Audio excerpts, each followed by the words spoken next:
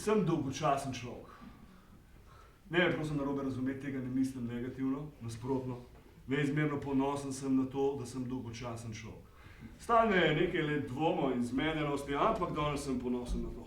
Popolnoma vseeno mi je, kako tvoja žena interpretira moje obnašanje. Na vse zadnje se tudi jaz zelo trudim, da ne bi interpretirala njenega obnašanja. In takrat se vlak abruptno ustavil, na videz brez razloga, sred niča nekje. Saj si ne strga obleke sebe vsakič, kadar 2 uri sediva pri Italijanu. In tudi, če bi to naredila, ne vem, a bi mi v skrajnem primeru sploh stopil. Prisiljeno se nasmehnem in ženski vrnem modi. In naprej bulam skozi okno. To sploh še ni Bremen! Tako hočem svoj sedež nazaj, ki kloš! Kako je zdaj voda plaš? Kako je zdaj voda plaš? Sem si že malo, da te ne bom prepoznal. No ja, bolj sem se mogoče malo, da ti ne boš prepoznala mene. Brada, mogoče tudi tako, vsaj je prav moja žena in za povrh je postala večke noretka. Ampak v glavnem še zmeraj nekako stari dobri jaz, veda? Molk. Nekaj sekund nobeden nič ne reče. Potem moški z vlaka pobere svoj usnjen kovček in me pogleda z rahlo privzdignjenimi obrvmi. Žal mi je, ampak zgleda vsi vaši prijatelji večkim preveč radi poslušajo sami sebe. Kaj? Ampak res ni bilo nič glutamata not. Niste od tukaj, ne, da ne? Če hočete, vam rad prinesem kaj za poplakati. Na račun hiše, seveda. Res ni treba, hvala.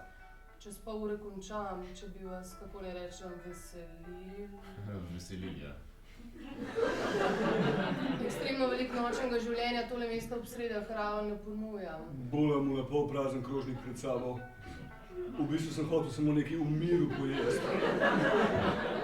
Ja, se mi zdi, da sem prej nekaj pozabil omeniti, da je namreč relativno lahko biti dolgočasen človek, če si kar naprej obdan z ljudmi, kakršen je Pablo Sanchez. Pa tudi, če te bo moral nesti, ja.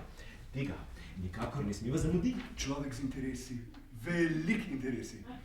Konečki, če hočete. Obožujem predavanja v arheološkem muzeju. Daj no, Pablo.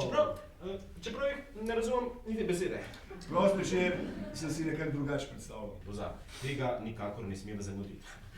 Dobre ženske, z očali na nosu, ki imajo usta od navdušenja, rahlo priprta. Ja, ampak ne zaradi naju, ampak zaradi važiča z doktoratom, ki predava. Vse je popolnoma legitimno, če ljudem končno povem svoje mnenje, ne?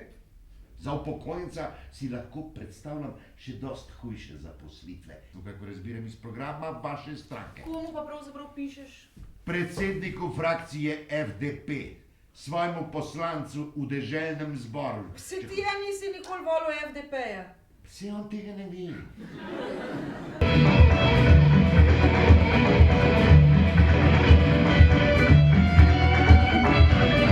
Če stanemo, lahko rečemo, da za pranje posteljnine v tem hotelu uporabljajo nekaj, kar povzroča rahlo srbečico.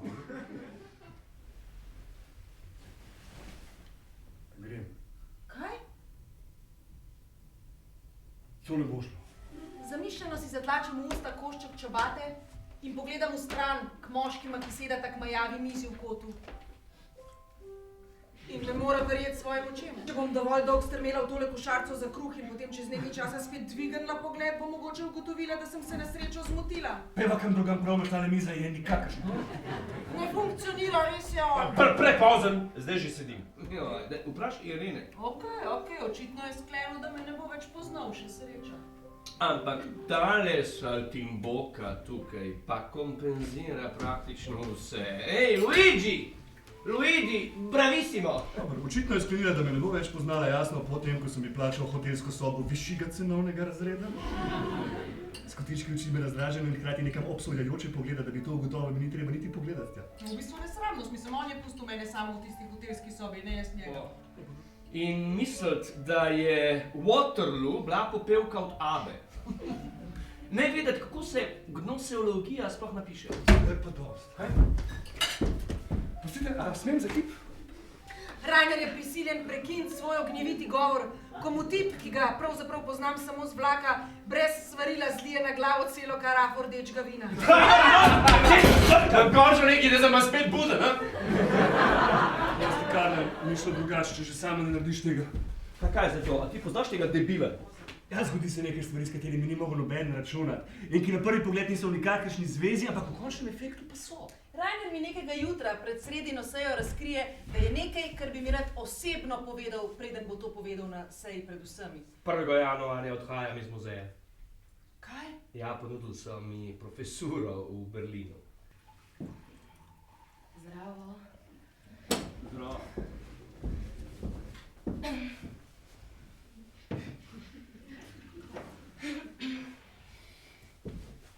Jaz sem Silke.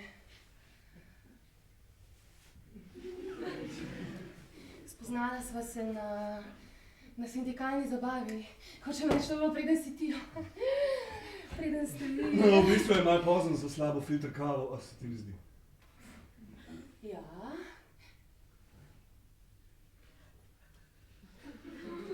Mogoče bi morala iti kam drugam in piti kaj, kar bi bilo uri dneva bolj primerno.